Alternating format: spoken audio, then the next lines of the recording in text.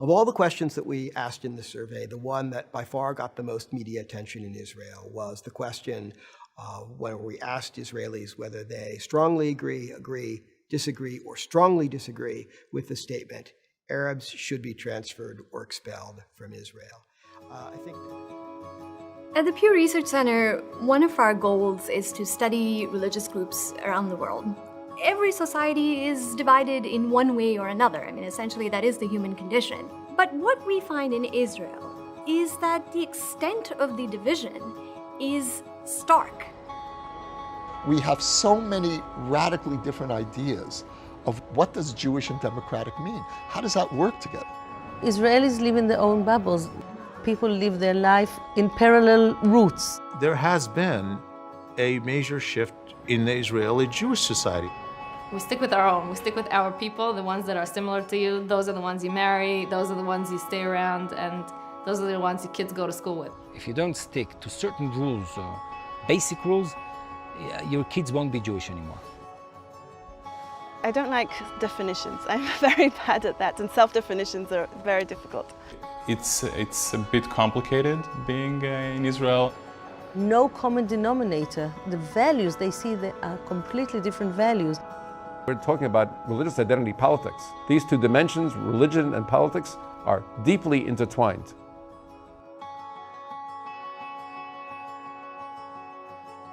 To understand Israeli politics and society, it's important to understand not just the differences between the views of Jews and Arabs in Israel, but also to understand the great gulfs within the Israeli Jewish population.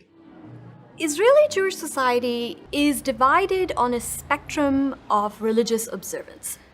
Nearly all Israeli Jews identified themselves as belonging to one of four categories: the Haredi, or the ultra-Orthodox; Dati, often translated as religious; Masorti, often translated as traditional; and Hiloni, best understood as secular. So I'm definitely Hiloni. I used to be secular who didn't really care for tradition, but still kept it, I don't know, for the sake of my family. And I see myself nowadays more as a secular who cares more about these things more for myself and the importance of tradition in my life. While growing up in Israel, you don't get to interact with a lot of people from other, let's say, denominations of Judaism. And if you're secular, so you go to school in your school, high school, primary school, elementary.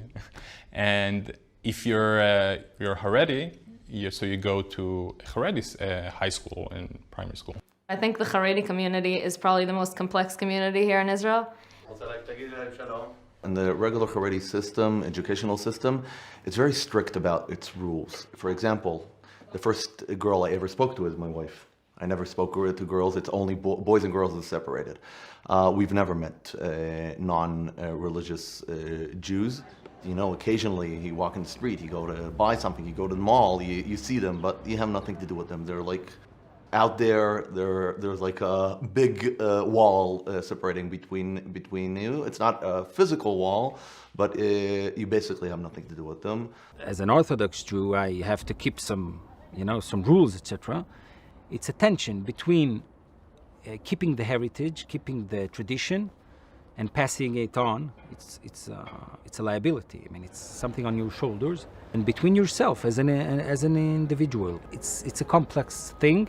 In a sense, the Dati'im are Orthodox, just like the Haredi are Orthodox. However, there's a key difference. Dati are much more integrated into modern Israeli society than are the Haredim. Before the Holocaust, to be a Jew meant a lot of different habits, tribes, customs. I think one of what the Holocaust made is to understand that we are one. And as far as I can see it, we have responsibility, each and every one of us, especially after the Holocaust, to keep the Judaism in the world. It really is a struggle, what Israel is trying to define itself religiously. I don't like definitions. I'm very bad at that, and self-definitions are very difficult. I guess like more Masorati for myself would be, I can have periods when I'm more religious, and I have periods when I'm much less religious, and I have moments or situations when I feel more religious and situations when I feel much less religious. The Masoretim form 29% of Israeli Jewish adults, and of the four groups, they are the hardest to characterize. And that's essentially because of how diverse this group is. They display a wide range of religious observance, and it's often difficult to say whether they are religious or that they are not religious. What we can say is they often hold the middle ground between religious and secular Jews in Israel. And in fact, I've heard a scholar describe the Masoretim as well, a little bit of this and a little bit of that. I think Judaism itself is going through a change. And here in Israel, it's more intense. It's more intense because there are more points of friction between different kinds of thoughts and ideas and ways of life, and each kind of a more ultra-Orthodox view of life in the politics may make a big difference on on the whole population actually of Israel, and that could make a change, and a more Chiloni way of looking at things will make a big change also in the whole population. It turns out that these groups are actually very powerful social identities. People conduct a lot of their social relationships and a lot of their family relationships within those confines, those four major streams. Maybe only the Masoretim, who are kind of between the secular and the religious, actually have softer boundaries. But what the Pew study found is that people from different parts of that spectrum really have very little to do with each other, and that's something that speaks to larger divisions in the society. Where people place themselves on the spectrum of Jewish traditionalism is also strongly associated with their political views and their views toward other groups in the society. People go to different workplaces. People will get married only with people who live the same kind of lifestyle and have the same kind of political view of things. We're going to have a problem of 4 tribes, no majority, no connections, no personal connections, no meeting points. When Israel was founded in the beginning of Israel, the army was that melting pot. You would live wherever, you would grow up whatever, but you would all find yourself at the age of 18 in this place. And the army, from the beginning, the Israeli IDF, had a notion that it wasn't just about the military. It had a social role to play in Israel. The military experience is something that most Israeli Jews share. Most Israeli Jews love the army. The army is us. The army is our kids. Today, almost half of Israel's 18-year-olds do not go into the army. They're either Arabs, they're either Haredi, or they're women who say they don't want to go into the army for religious reasons. So it can't be that melting pot. It's not really an issue. It's pretty obvious to every Haredi child that they're not serving in the military. Right. It's not an issue. It's a non-issue unless you're speaking about a very, very small portion of the community and certain people who are not following the straight path in the current system, and there it's an issue. But in general, it's not even like, it's obvious you don't serve in the military. Right. The current projections for the Haredim are that the rate of growth is very high. So if it continues as is, their proportion in the total Jewish population in Israel will increase. I can even volunteer a few numbers. We have now about 10 to 12% of the Jewish population. In 2030, it might become closer to 20-25% of the total population Jewish, and in 2050, 2060, it might be as high as 1/3 of the total Jewish population in Israel. There is no longer a secular religious divide here.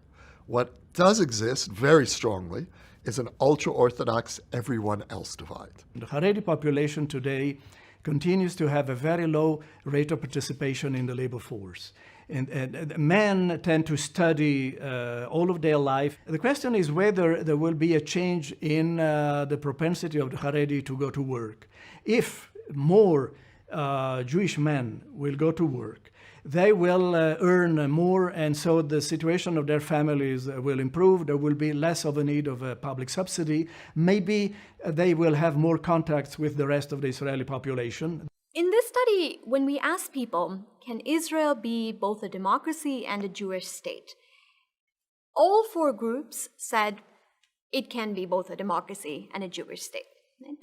And it was, in fact, a majority of every group saying yes. However, what happens when there is a contradiction between halakha, Jewish law, and the principles of democracy? That's when Israeli public opinion splits. And it splits very neatly along the lines of these four groups, with the Haredim taking one side of the issue and saying halakha should take precedence, and an equally large share of the Hilonim taking the opposite side of the issue and saying democracy should take precedence. Halakha and democracy or pluralism contradict a lot of times. When you're talking about gay marriage, for example, there's no way that Haredim or any religious group in Israel can agree with that and go for that. It just can't happen. And the whole pluralism movement is accepting everyone and everything the way they want to be. It can never work. You can be, tolerant for everything you want, and you can tell people you can choose whatever you want to do, etc., etc., etc. But if you don't stick to certain rules, basic rules, your kids won't be Jewish anymore. We can't, as Haredim, we can't agree to have everything run here on Shabbat just like it's another regular day, because Shabbat, we believe, and that's a belief that we really base our religion on, that Shabbat is a rest day. And we all grew up on the stories of our great-grandfathers coming to America after the Holocaust and having to work on Shabbat, and they worked Monday to Thursday, and they would get fired every week for refusing to work on Shabbat. It's the children sing the songs. It's like part of, they grow up with that from age 0. So that's not something that can ever work. Someone coming from the secular tribe, which of course, obviously I would be representing, has more in common, or has a lot in common from a secular Arab professional living in a village up north than they would have if you think about the core values from a Haredi from Mea Shearim. Because if you ask me and you ask my fellow Arab citizen, where do you put democracy? We put democracy first. We've got a large and growing minority in Israel that is, first of all, Arab Israeli, and who don't identify with the ethos of Israel as a democratic and Jewish state. They want more democracy, less Jewish. We also have another fast-growing minority population of ultra-Orthodox Jews. And they also don't identify with the ethos of the majority, which sees Israel entwined as the foundation of Israel as Jewish and democratic. And they want to see an Israel that is more Jewish and less democratic. Israel aspires to be a Jewish democratic state. Some have quipped that it succeeds. It's democratic for the Jews and it's Jewish for the Arabs. So the Arab minority in this country understandably views the attempt to make the government and the state and the symbols Jewish as putting them in an inferior position. How can you talk about a country that really want to be democracy? And there's, of course, a big contradiction between being democratic and being a Jewish state. I can't say that I'm an Israeli, since Israel considers itself as a Jewish state. I'm not Jewish. Obviously, the Palestinian question remains big, and it's hard to kind of take it out of the picture because it's the big elephant in the room in the relationship. But let's set it aside for a minute. It's hard to think of the relationship between Arabs and Jews, except in historical perspective. It's not just the structure of the state. And I mean by that both the inception of the conflict itself that has developed a certain sense of identity. I mean, citizenship is first and foremost about identity. The religious spectrum of Jews in Israel, where people are on that spectrum, is also associated with where they stand on the peace process and their views of Israeli Arabs and of Palestinians. It comes as no surprise that as you move to the religious right, you also move to the political right.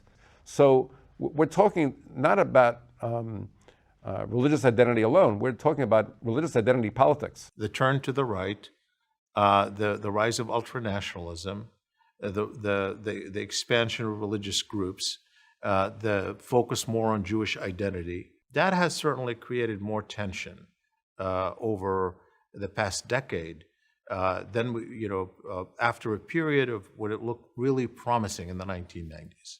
Of all the questions that we asked in the survey, the one that by far got the most media attention in Israel was the question when we asked Israelis whether they strongly agree, disagree, or strongly disagree with the statement, Arabs should be transferred or expelled from Israel.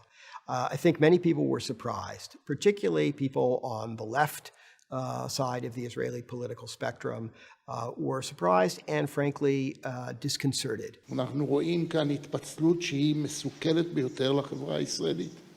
אם יש עוד אנשים במדינת ישראל שחושבים שבמאה ה-21 ניתן לחשוב בכלל על איזושהי אפשרות, אני לא מדבר בצד המוסרי, אלא בצד הריאליסטי, לטרנספר אנשים, או לעשות דבר שבו מדינת ישראל תהיה מדינה דמוקרטית רק ליהודים, שהמובן של מדינה יהודית דמוקרטית היא שהמדינה היהודית תהיה דמוקרטית רק ליהודיה, הוא דבר שהוא פשוט בלתי אפשרי, ואנחנו מיד צריכים לבוא ולדעת איך אנחנו מטפלים בכך. This question asked for a gut reaction. It did not probe support for or opposition to any specific policy proposal. We found that statistically, there is a tie in the Israeli public when it comes to agreement or disagreement with this statement. 48% agree, 46% disagree. Statistically, that's the same thing. But the division on this issue in the Israeli public mirrored the political rifts we see in the country, and those are strongly tied to the religious rifts we see in the country. I think the Pew survey did a very great public service in that it raised the level of awareness in front of these polarization trends within the Jewish camp and between the Jewish and Arab camps. It's probably a call to those in charge to think very carefully about what they say and where they lead the community and the country. I think that despite the growing gaps between secular and religious on political issues, I still believe that a two-state solution is viable. And what we've seen over and over again is that before there's a concrete possibility for a peace agreement, a majority of Israelis are always skeptical and don't believe peace is possible. The moment there's a real offer on the table, the numbers reverse. We have really kind of universal pessimism, and that has been increasing. And it's in fact reached people who had been optimists in the past. At the same time, when you ask people, okay, let's put the assessment aside for a minute. What if I were to bring a two-state solution to you tomorrow, would you take it? And you still have a majority who say, yes, I'd take it. With good intentions, we can find solution for everything. With bad intentions, we will be worried about everything, and we will be in this.